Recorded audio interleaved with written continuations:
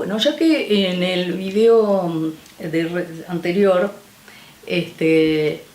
hablé de los números y de lo real como imposible y aparecieron los números complejos. Entonces voy a presentar, pero también en forma bastante simple, sin toda la complicación de escritura que puede tener, voy a decir que necesitamos un plano, como dije antes, para definir los números complejos, y de los cuales lo que se llama los números imaginarios son los que se van a situar sobre este eje vertical.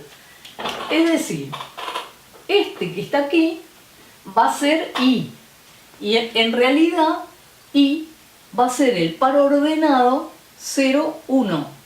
Es decir, 0 en X y 1 en el eje, si estos fueran los ejes coordenados, si este plano es lo que se llama R2. R2 es que son dos ejes de números reales. Bueno, entonces, ¿qué pasa? Por un lado, estos son los imaginarios y los complejos son los que... Es un caso particular de complejo, pero un complejo más general sería el par 2, 3, o sea, el 2 en horizontal y el 3 en vertical. Este punto sería tanto el par, porque hay lo que se llama un isomorfismo, pero no importa, es el par 2, 3 que corresponde al número complejo 2 más 3i. Los números complejos escritos así, en lo que se llama la forma binómica, tienen una parte real, que es el número sin la i, y un término que tiene otro número real acompañado de la i, para indicar que es el número que corresponde a la segunda coordenada. En la escritura de par ordenado no va la i. La i me está indicando que es la segunda coordenada. Bien, pero lo que quiero mostrar ahora es que este número i, que venía de el nombre de raíz de menos 1, tiene unas propiedades interesantísimas. Es lo que quiero mostrar ahora. Por ejemplo, las potencias... Si queremos hacer las potencias de i, ¿qué va a pasar? Bueno, i a la 0, potencia 0 de cualquier cosa es 1. Antiguamente siempre se decía que es por definición, pero en realidad es casi como si fuera una necesidad que viene de lo siguiente. Viene de esto. Cada vez que, supongamos que quiero efectuar esta división de x a la cuarta y x a la 2, ¿esto qué es? Es x a la cuarta quiere decir x 4 veces. X a la 2 es x 2 veces multiplicadas. La potencia es una multiplicación abreviada. Entonces, ¿qué quedó? Quedó acá que se van estas dos x y quedan 2, queda x al cuadrado, que si se fijan es la resta de entre 4 y 2, este 2. Muy bien, entonces ¿qué va a pasar? Que si hiciera x a la 2 sobre x a la 2, esta propiedad que me dice que cuando divido potencias de igual base resto los exponentes, esa por un lado me daría esto. Por un lado, usando esa propiedad, esto sería x a la 0. Pero aquí yo estoy dividiendo dos cosas iguales. Cuando divido dos cosas iguales me da 1. Con lo cual, el hecho de que potencia 0 de cualquier número es 1, bueno, tiene que ver con esa propiedad. Bueno, la potencia 1, ¿qué quiere decir? I una sola vez, me da I. Bueno, y cuadrado ya sabemos que de acá lo que sale es que y cuadrado es menos 1. Esto sale de la definición misma de y. Así que esto es menos 1. Y si y al cubo, ¿qué es? Es al y cuadrado multiplicarle otra vez más por y. O sea, al menos 1, que es el y cuadrado, lo multiplico por y, me da menos i. Bueno, y ahora lo que se puede ver, no lo voy a demostrar, pero se puede ver que cada vez que yo pongo una potencia más, por ejemplo i cuarta, voy a volver a tener a uno de estos 4 valores. Gráficamente se ve por lo siguiente. I a la 0 es 1, o sea que este sería i a la 0. Vamos a ver, lo voy a escribir así. Este es i a la 1. Acá esto es i a la 2. Y esto es i a la 3. Entonces, acá se puede ver que esto va cada 90 grados. Entonces tengo i a la cuarta, i a la quinta, i a la sexta, i a la séptima. Bueno, hay una regla como para sacar, si quiero, i a la 28.000. Hay una regla como para ver que, en cuál de estos lugares cae esa potencia. La regla es que divido por 4 y me quedo con el resto. El resto de dividir por 4 es un número que es menor que 4, o sea 0, 1, 2 o 3. Entonces lo divido en forma entera, como la otra vez, que no en forma decimal. Entonces, claro, según que caiga, entonces, ¿qué pasa? Que este es un número muy apropiado, el número i, con esta propiedad de las potencias, porque hay algo del orden de la repetición y del cuarto de giro.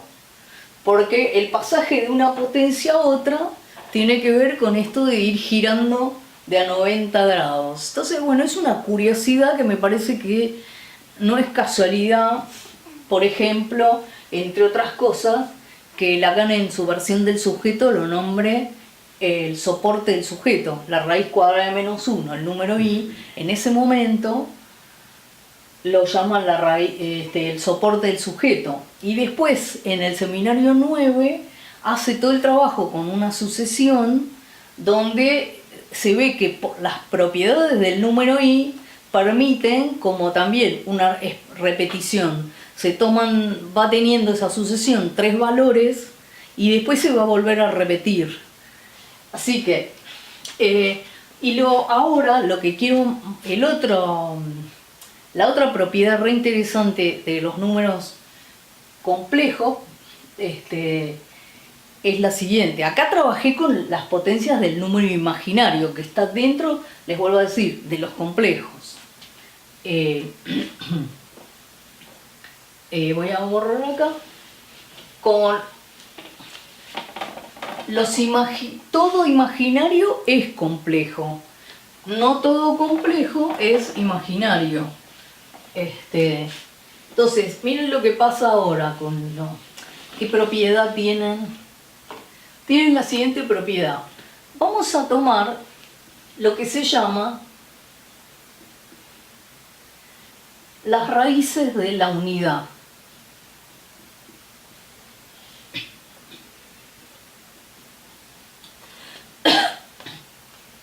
Bueno, la escritura que usábamos habitualmente es esta. El cuadrado pasa como raíz, queda escrito así.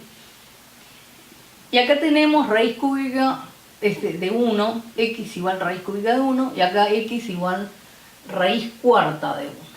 Bueno, acá viene algo muy importante, que es lo siguiente. Que también acá tiene que ver con esto, para mí, algo de lo real, pero no de los números reales. ¿Cómo entender esta cuestión de, según el espacio en el que estemos, o qué herramientas de lectura tengamos, hay cosas que podemos obtener una solución y otros no. Hay cosas que son accesibles y otras que no. Podemos decir que hay cosas que son un real y otras que se pueden inscribir. Entonces miren, Si estuviéramos trabajando en el conjunto de los números reales, para que el cuadrado me dé 1, solo tengo dos posibilidades. El número menos 1 y el número más 1. Y nada más.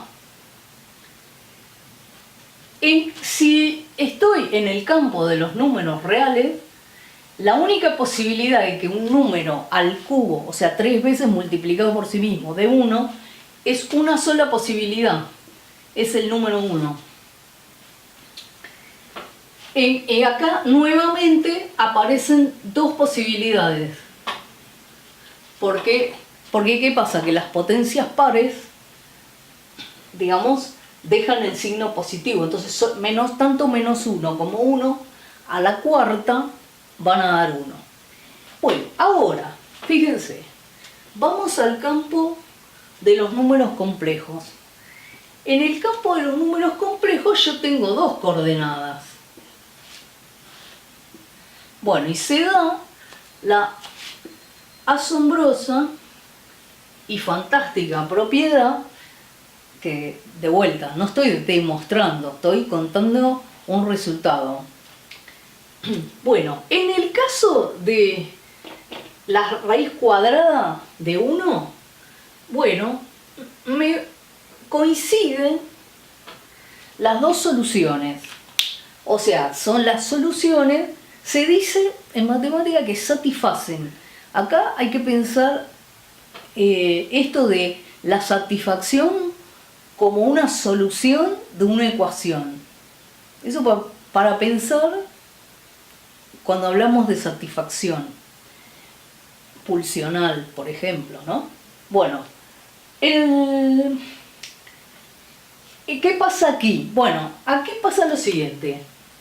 Resulta que se puede demostrar que aparecen tres soluciones que están equidistantes partiendo de 1, haciendo una vuelta completa son 360 grados, dividido 3, cada 120, me aparece una solución. Quiere decir, son 3, tantas como la potencia que tenía aquí, inscritas en una circunferencia de radio 1, porque este siempre va a ser el 1.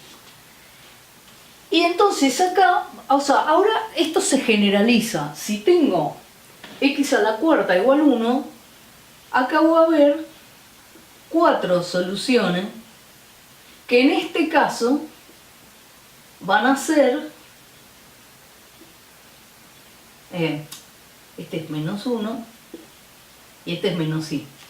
O sea, que justo son las 4 que puse antes, que estas justo son las 4 potencias que había puesto, y a la 0, y a la 1, y a la 2, y a la 3. Entonces, miren qué conclusión podemos sacar de acá. Que primero, que el campo de los números reales no distingue, o sea, solamente clasifica en este tipo de ecuaciones, ¿no? La ecuación general sería x a la n igual a 1. O sea, estamos buscando cuáles son las soluciones, cuáles son las x que elevadas a una n, un número n natural, da 1. Bien, entonces, las soluciones de esta ecuación, que se llaman las raíces las raíces enésimas de la unidad, ese es el nombre que se da, en el campo de los números reales, cuando hay una sola dimensión, lo que hace es, me separa en las pares y las impares. Todas las que tengan exponente par aquí van a tener dos soluciones, el menos 1 y el 1. Y todas las que sean con un exponente impar van a tener una única solución. Entonces, por un lado me tira pares impares, por otro lado no distingue qué número par es, porque me da lo mismo tanto x cuadrado igual 1, como x cuarta igual 1, como x a la 24.338 igual 1, no me discrimina. Y por otro lado, en matemática discriminar es una buena cosa, porque quiere decir distinguir, no confundirse una cosa con otra. Atenti.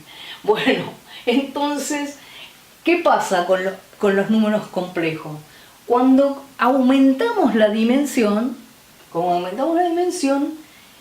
lo que ocurre es que sí, cuando tenemos dos, digamos, no aporta nada nuevo. Pero a partir de este momento se ve que hay tantas soluciones, primero que es distinto para cada n, 2, 3, 4, 5, 6, tengo otras soluciones. No tengo las mismas que antes.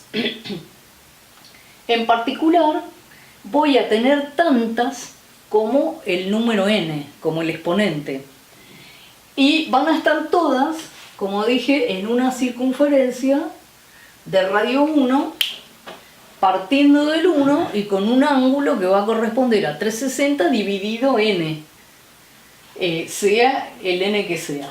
Entonces, primero, aquí aparecen cosas que aquí no tengo acceso. O sea, acá solamente tengo acceso a esto y acá tengo acceso a otras soluciones.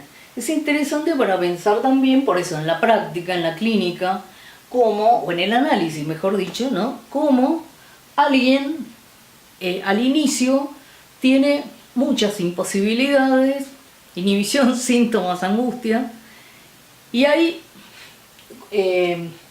cosas que no puede leer y por lo tanto eso determina lo que le pasa en la vida cotidiana. Y entonces acá lo que vemos que al cambiar de dimensión, en este caso estamos aumentando en 1 la dimensión, lo que vamos a tener es que tenemos acceso a nuevas soluciones. Por ejemplo, acá había 2, acá hay 4. Si tuviéramos x quinta igual a 1, en R sería esta situación, una solución, y en los complejos tendríamos 5. Entonces, bueno, entonces son las dos cosas. Distingue los n y también aumenta el número de posibilidades, el número de soluciones. Eso para mí es re interesante y además, volviendo al tema de bueno, esto de que contar con una dimensión más es lo que ahora me voy de los números complejos por el momento, y la diferencia de las dimensiones es la que va a dar la diferencia entre una intersección. Cuando pasemos a nudos, tenemos acá intersección de dos líneas que se cruzan en un punto, y esto está sobre el pizarrón y es algo que está en dimensión 2, porque lo escribo, pero aparte leo que eso está en dimensión 2. Cuando tengamos el cruzamiento, sí, yo lo escribo en un plano, en el plano del pizarrón, lo escribo sobre dimensión 2, pero leo que esto correspondería a esta situación, que ya requeriría una dimensión 3. Entonces, esto va a ser un cruzamiento en el nudo y esto va a ser una intersección, por ejemplo, en los grafos. Esto por un lado. Y un comentario extra de los números complejos, que creo que hay una especie de confusión a veces, es que, digamos así, el espacio clásico, cuando ponemos R3, estos son el nombre que le damos a las coordenadas espaciales.